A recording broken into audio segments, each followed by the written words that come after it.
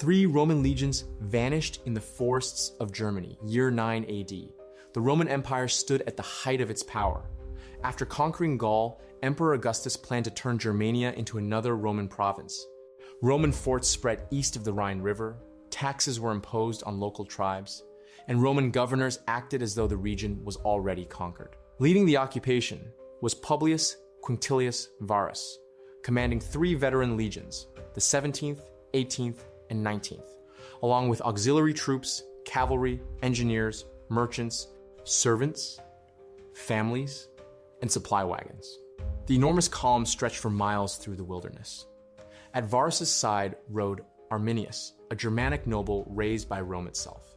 He had Roman citizenship, military training, and the trust of the Roman command. Secretly, he was organizing a coalition of Germanic tribes determined to destroy Roman rule forever. Arminius warned Varus of a supposed uprising deeper in Germania and convinced him to march through unfamiliar forest terrain. Ignoring warnings from other tribal allies, Varus redirected his army into the Teutoburg Forest during cold autumn storms. It was a death trap. Heavy rain turned roads into deep mud. Dense woods and swamps shattered Roman formations. Wagons became stuck while exhausted legionaries struggled beneath soaked armor, heavy shields, and dwindling supplies. Then the ambush began.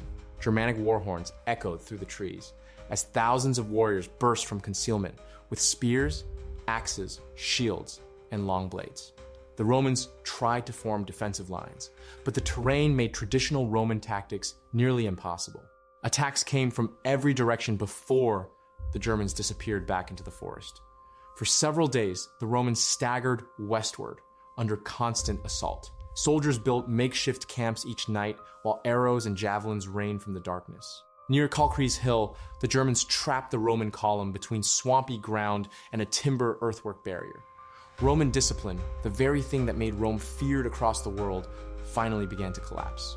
Legionaries fought desperately hand-to-hand in the mud beneath the trees. Horses panicked. Officers were cut down trying to rally their men. Supply wagons overturned as wounded soldiers were abandoned in the chaos. Realizing the disaster was complete, Varus committed suicide with his sword rather than be captured. Many officers followed his example. Almost no one escaped. Between 15,000 and 20,000 Romans and auxiliaries were killed.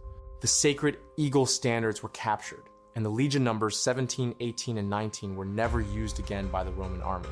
When Emperor Augustus heard the news, ancient sources claim he wandered his palace crying, "Quinctilius Varus, give me back my legions!" The defeat shattered Rome's dream